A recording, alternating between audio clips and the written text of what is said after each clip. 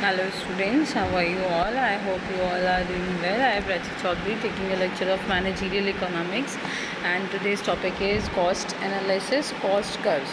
In our last lecture we discussed about cost analysis, meaning definition and types of cost, and today we discuss about cost curves and use of cost analysis in managerial decision making. Clear? तो सबसे पहले हम देखते हैं कि ये आपको screen पे शो हो रहा है ना, एक फिगर शो हो रही है जिसमें मेंशन है हमारा TCMC, ABC, AFC है ना, fix cost, marginal cost, total cost, average variable cost, ये सब यहाँ पे मेंशन है। तो इस कर्व में क्या मेंशन किया गया, देखिए जो ग्राफिकल प्रेजेंटेशन है कॉस्ट ऑफ प्रोडक्शन की as a function of total quality produced is called the cost curve. इसको क्या कहते हैं? कॉस्ट कर्व कहते हैं। The cost curve are used by the firms which are productively efficient in a free market economy to locate the optimum point of production by reducing the cost. और ये जो cost curve है use किया जाता है firms के through to decide output quantities whose objective is to maximize profits, and all types of cost curve are interrelated such as total and average cost curve and marginal cost curve which are equal to the differential of the total cost curve. Okay तो ये जो आप figure देख रहे हैं इसमें जो short run marginal cost है MC मार्जिनल कर्व कॉस्ट है, initially decline and then goes up at some point and intersects the average total cost. Clear? And average variable cost curve at their minimum points, and the average variable cost AVC curve goes down but comparatively not as sharp as the marginal cost and then goes up. This does not go up as fast as the marginal cost curve. The average fixed cost AFC curve will decline as additional units are produced and continue to decline. ठीक है, तो ये curves कैसे आपने देखा होगा कि आप अप में है, डाउन में है, गोज अप और डाउन, तो ये मेंशन किया गया है कॉस्ट कर्व में। और जो हमारी एवरेज टोटल कॉस्ट है, the average total cost curve initially will decline as fix cost covers spread over a larger number of units but will go up as marginal cost increases due to the law of diminishing returns. Clear? Next हम इसमें देखते हैं use of cost analysis in managerial decision making. अब हमें जो हमारा जो ये कॉस्ट एनालिसिस है, ये कॉस्ट जो होती है तो मैनेजरियल डिसीजन मेकिंग में हम मैनेजमेंट में इसको कैसे यूज़ करते हैं, हमें कोई भी डिसीज़न लेना हो तो वहाँ पे हम कॉस्ट को कैसे यूज़ करेंगे। तो फर्स्ट है हमारा product costing and pricing decision. सबसे पहले हमें प्रोडक्ट की कॉस्टिंग देखना होता है, प्राइस का डिसीजन लेना होता है। तो for setting the prices of product और services the cost analysis is used in managerial decision making. Several pricing strategies like cost-based pricing, market-based pricing, target pricing and others are applied by business organization, and sometimes these organizations adopt the strategy of diverse pricing. और इस situation में क्या होता है, जब एक firm face करती है हाई प्राइस सेंसिटिव कस्टमर्स, तो वो क्या करती है, then it can reduce the unit cost and alternative is spreading the fixed cost over the volume of high output by adopting penetration pricing strategy for fulfilling the objective of profit maximization. देखिए कोई भी हम काम करते हैं तो हमारा जो मेन मोटिव होता है प्रॉफिट को मैक्सिमाइज़ करना ही होता है, प्रॉफिट अर्न करना और उसको मैक्सिमाइज़ करना, बट साथ में अपने कस्टमर्स को सेटिस्फाई करना भी होता है। तो जब भी आप कोई प्रोडक्ट की कॉस्टिंग करते हैं, प्राइसिंग डिसीजन आप करते हैं, तो कभी कभी ऐसा होता है कि जो आपकी फर्म है उसको फेस करना पड़ता है हाई प्राइस सेंसिटिव, तो कस्टमर्स क्या हाई प्राइस सेंसिटिव कस्टमर्स को, तो वहाँ पे क्या होता है, जो यूनिट कॉस्ट होती है उसको रिड्यूस कर दिया जाता है, and alternatively spreading the fix cost over the volume of high output by adopting penetration pricing strategy for fulfilling the objective of profit maximisation. Clear. Next आता है हमारा कॉस्ट मैनेजमेंट। कॉस्ट को मैनेज करना है, कैसे कर पाएंगे, या मैनेजरियल डिसीजन मेकिंग में, कॉस्ट एनालिसिस में कॉस्ट मैनेजमेंट कैसे हो पाएगा।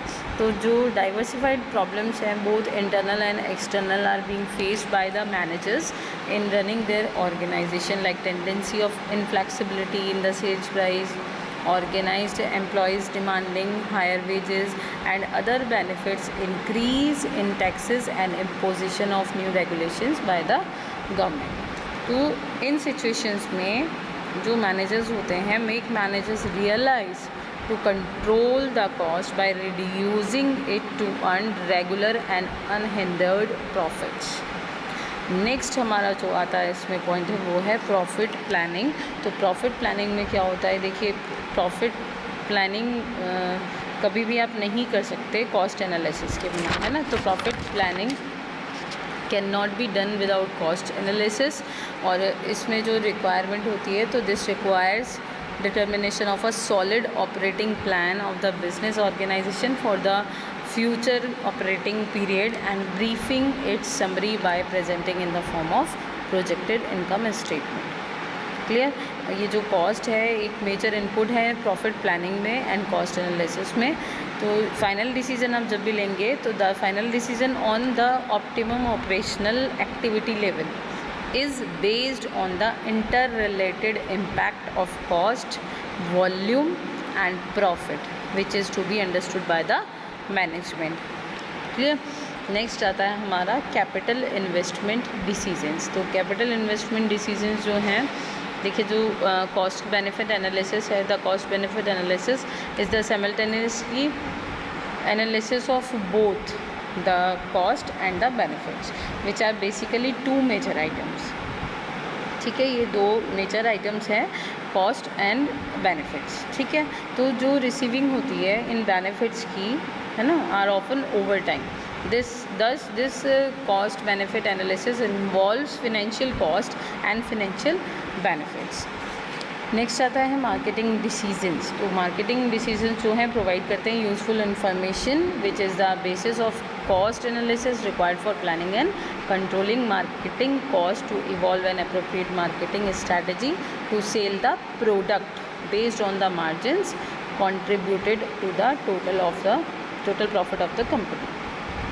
ठीक है, यानी कि जो भी मार्केट डिसीजंस आपको लेने हैं वो आपके लिए मार्केट डिसीजन जब भी आप लेंगे तो आपके पास वो सारी इन्फॉर्मेशन होनी चाहिए जो इसमें यूज़फुल है। यानी कि आपको प्रॉपर प्लानिंग भी करनी होगी, कुछ कंट्रोलिंग भी होती है मार्केटिंग कॉस्ट पर, है ना, ये सब इन्वॉल्व करती है। और मार्केटिंग स्ट्रैटेजी आपकी appropriate marketing strategy to sell the product based on the margins contribute to the total profit of the company. और इसके लिए for this it is required to divide the cost of the firm into their functional categories which are further assigned within the appropriate classifications of marketing। clear। इसमें relating cost of the marketing activities to sales revenue is caused by constructing a profit loss statement for analyzing any marketing components। clear। तो ये थे हमारे points use of cost analysis in managerial decision making में। इसके बाद हम next video में discuss करेंगे, नेक्स्ट लेक्चर में हम डिस्कस करेंगे कॉस्ट आउटपुट रिलेशनशिप। ठीक है, उसमें कुछ हमारे डायग्राम्स भी हैं, जो आपके ग्राफिकल प्रेजेंटेशंस भी हैं, और थोड़ा सा इंट्रोडक्शन देखते हैं कि कॉस्ट आउटपुट रिलेशनशिप क्या है। तो कॉस्ट आउटपुट रिलेशनशिप में देखिए कुछ भी आपको in order to regulate and control production cost one needs to properly understand the behaviour and nature of cost, है ना। तो मनी क्या करती है, money forces are the basis of production cost along with an understanding of the functional cost relations with several forces which ultimately helps to make decisions. Another crucial cost influencing factor is output. ठीक है, तो इसको determine करना होता है जब to determine optimum production level. जब हमें ऑप्टिमम प्रोडक्शन लेवल को डिटरमाइन करना है तो there is need to study the cost output relationship which plays a vital role. और ये बेनिफिशियल होता है, हेल्पफुल होता है किसके लिए, मैनेजर्स के लिए, with regards of profit prediction, cost control, promotion and pricing etcetera. ठीक है। और टेक्निकली ये जो रिलेशनशिप है बिटवीन किस में, cost and its determinants is termed as the cost function. Clear. तो नेक्स्ट लेक्चर में हम ये कॉस्ट आउटपुट रिलेशनशिप को डिस्कस करेंगे। तब तक के लिए आप वीडियो को लाइक शेयर सब्सक्राइब करना नहीं भूलें। Thank you. Stay at home, stay healthy. Video को देखते रहें, लाइक शेयर सब्सक्राइब करें। Thank you so much.